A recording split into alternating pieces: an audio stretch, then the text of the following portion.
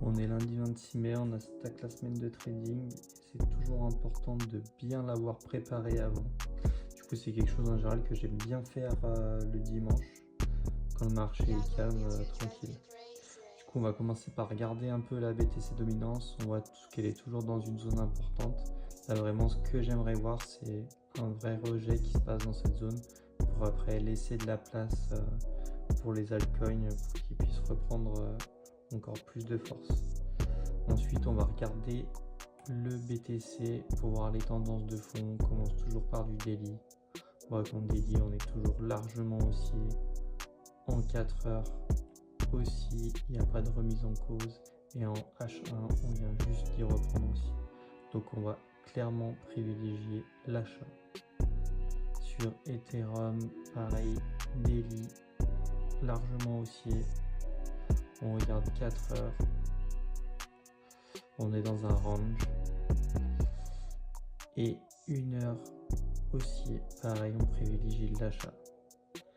Là, du coup, par rapport à la BTC dominance, on voit que c'est entre deux. Donc on peut commencer à aller possiblement chercher des alts. Moi, j'ai des critères bien précis. Là, ça va être vraiment la liste des alts que moi, je vais privilégier cette semaine. Donc là, il y a le Ave, on a le Epic, le Hamster Combat, le Hype, le Kava, le Cake, le Nero, le OM, le Pendle et le Uni. C'est vraiment cela par rapport à mes critères que je vais privilégier en trading. Et après, on va regarder les annonces économiques.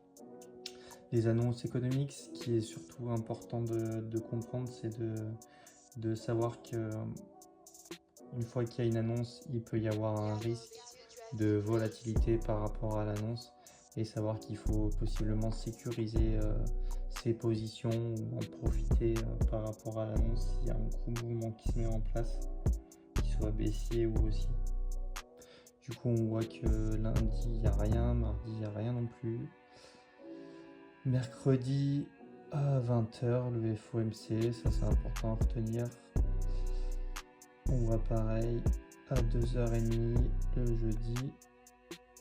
Et pareil après, ça sera à 2h30 le vendredi. C'est juste les dates et les heures qu'il faut retenir au niveau de la volatilité. Voilà, en résumé. Après, j'essaierai de vous faire des choses un peu plus détaillées au fur et à mesure de vraiment tout ce que je regarde pour commencer ma semaine. Bonne semaine de trading à vous.